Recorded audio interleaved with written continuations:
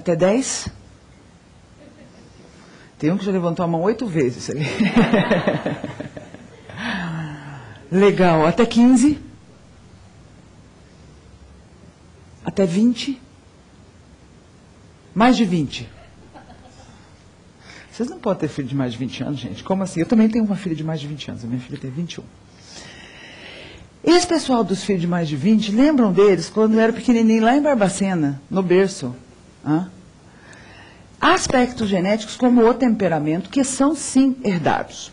Essa mesma matéria, com todas essas referências, University Minnesota e outras tantas referências, em Londres tem muita coisa séria sendo feita, eu tenho muita relação com a Inglaterra, com relação a remessas de dados, que não se sabe se é 50%, se é 57%, se é 62%, há várias distinções entre quanto por cento daquilo que vem conosco é herdado e quanto de transmissão genética nós temos. A ciência vem trabalhando e está conseguindo comprovar biologicamente, através de algo que é chamado de genética do comportamento, aspectos mensuráveis para a biologia que dão esses indicadores que a gente já sabe há mais ou menos milhares de anos, por filosofias e por outros estudos que há comportamentos que são herdados. A minha filha, eu tenho uma filha, dentre os meus muitos filhos, que são hoje 6, 3 mais 3, os meus, os seus, os nossos, aquela coisa, você sabe, né? Então eu tenho 3 pequenas em casa, a minha de 21 na Austrália. E a de 10 anos, eu sempre gosto de contar que ela é muito, quando ela chegou da maternidade, eu desconfiei que ela era pimenta, sabe? Depois de 3 dias, eu tinha certeza que ela era pimenta. Mas depois de 3 semanas, o bairro inteiro tinha certeza que ela era pimenta. E vocês que vão vendo os filhos crescerem, tem coisas que vão se apresentando na história deles que você lembra do berço. Que você lembra que estão ali. Né? Então, há um reconhecimento empírico do próprio movimento da vida que a gente sabe. E de você lembra de você desde que você era pequenininho lá em Barbacena? Aquele que é encrenqueiro hoje já era encrenqueiro lá na rua, ó. Não era? Quem é encrenqueiro aqui? Olha os encrenqueiros assumindo que são encrenqueiros desde pequenininho, né? Ah, muito obrigado. Muito obrigado. Agora, peraí, de cima? Esse aqui. Vamos ver se eu me dou com isso. Bom, a matéria faz alguns indicadores que eu vou com vocês acompanhar, eles são interessantes. Primeiro dizendo sobre uma polêmica e um antagonismo que se nutriu muitos anos sobre as pesquisas no tema da formação da personalidade e se o ambiente social tinha ou não peso nisso. De um lado, defensores de que todos nascem iguais, a personalidade é formada pelo aprendizado e pelas experiências pessoais. Do outro, que os traços da personalidade são definidos pela herança genética, assim como a cor dos olhos, né? Houve defensores até de que a criança nasce vazia e o meio, a forma e o aspecto social a forma por inteiro. Felizmente, essa bobagem terminou com a bobagem do ponto de vista do antagonismo, que cientificamente com essa genética do comportamento, uma série de descobertas recentes traz a ideia de que nem só o ambiente, nem só o DNA formam a personalidade, mas que todo comportamento tem um componente genético e a sua manifestação depende, sim, de fatores ambientais. O que para nós é óbvio, empiricamente. Entretanto, com esse processo de registros, a gente se sente mais confortável através de olhar a parte herdada da personalidade e as aptidões de uma maneira crível e cientificamente perceptível. Isso influencia educadores, médicos, professores, pais. Nós vamos trabalhar com isso aqui. Então, a descoberta da estrutura do DNA por James Watson e Francis Crick em 1953 e o projeto Genoma em 2000 estão trazendo, de fato, uma compreensão sem precedente das raízes biológicas da personalidade. As revelações de que a genética pode influenciar comportamentos mudam a visão das pessoas sobre questões filosóficas e do cotidiano.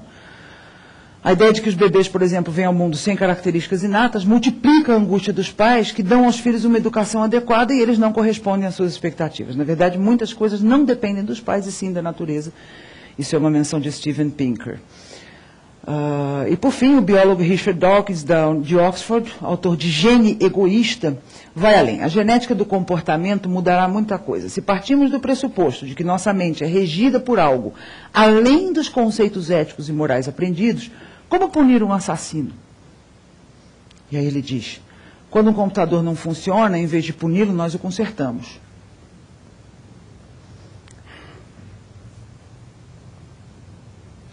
A base toda do trabalho que eu tenho desenvolvido nos últimos 20 anos tem um pano de fundo da seguinte pergunta: até que ponto as pessoas mudam? Levando tudo isso em consideração. As pessoas mudam? É possível mudar? Tenho dedicado a vida a responder essa pergunta. E olha que dá certo, viu? Porque eu ganho a vida fazendo 2 perguntas que a maioria de vocês já respondeu. Então, fazer pergunta é uma coisa muito inteligente, se você souber o que fazer com a resposta, principalmente. Na formação da personalidade empreendedora, a gente vai ter aspectos sociais que trabalham junto com aquela aptidão genética, e a gente vai ver que na aptidão genética vem inteligência, predisposição a doenças, temperamento, né? Igualzinho o pai. Puxa, igualzinho. Nossa, essa lembra a titia. Né? Tem umas coisas engraçadas em família, repara isso. Né? Essa predisposição, além da inteligência, de capacidades específicas, também vai aparecer em facilidade para desenhar, ou para tocar um instrumento, ou para se comunicar de uma determinada maneira, né, para competências de comunicação. Há muitos aspectos cujos genes específicos estão sendo identificados. Até uma predisposição à depressão, por exemplo.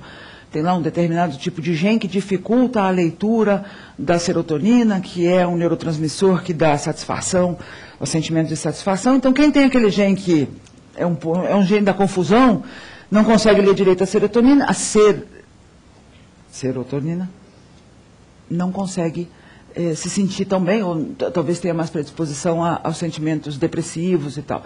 Não quer dizer que quem tem esse gene se deprime, quer dizer que tem a predisposição. Aí o que essa pessoa faz para se deprimir ou não se deprimir? O que o inteligente faz para ser um empreendedor bem-sucedido ou não? Os aspectos sociais e individuais têm, sim, muita preponderância. Na família, na escola, os amigos, os perigos. Uma família apoiadora, empreendedora, ensina muito sem falar. Nós ensinamos mais sem palavras do que com palavras. As pessoas não olham para a sua boca, elas olham para os seus pés. A causa e efeito tem muito mais profundidade do que as razões, porque ela arrasta, o exemplo arrasta. Então, se eu era pequeno e vim de uma família simples, e a gente não tinha muito recurso, e o meu pai levantava, e a minha mãe levantava, e eles iam para fora de casa para buscar trabalho, para resolver a nossa situação, a vida de casa, e sempre lutando, e sempre pensando em melhorar, volta lá, inova, melhora, cria um significado. Eu vou, desde pequeno, assimilando que isso é um valor, que isso provavelmente é uma intenção que eu deveria nutrir em mim. O Jaci conta uma metáfora que eu gosto muito, que diz respeito à história do sujeito com a família. O mestre está fazendo uma longa viagem e um discípulo junto para aprender com o mestre as coisas da vida. Então eles passam lá pela beira da colina, tem aquela casa e uma família que tudo que eles têm é uma vaca. E dessa vaca eles vivem, eles tiram o leite, eles fazem o queijo e eles vivem, né, dessa vaca, e o mestre passa e então no cair da tarde ele vai embora e ele pega e puxa e empurra a vaca para o brejo. Você sabe que quando uma vaca vai para o brejo lá da água, não tem o que tire, né? É por isso que eu falei, a vaca foi para o brejo. Se a vaca for para o brejo, você não tira nem com guindaste, ela não sai do brejo. E o mestre empurrou a vaca para o brejo. E foi embora andando pelo percurso da viagem, com um discípulo do lado dele, horrores. Mestre, como assim? O senhor tirou a única coisa que aquela família tinha. Né? Eles iam viver do quê? E o mestre não quis responder. Fica quieto, nosso caminho de aprendizagem é essa observação. Quando eles fazem a longa viagem, passam pelas colinas e voltam, no retorno, o discípulo bate o olho lá naquela colina e vê aquela casinha, que não era mais bem uma casinha, quantas flores. Nossa, olha, tem uns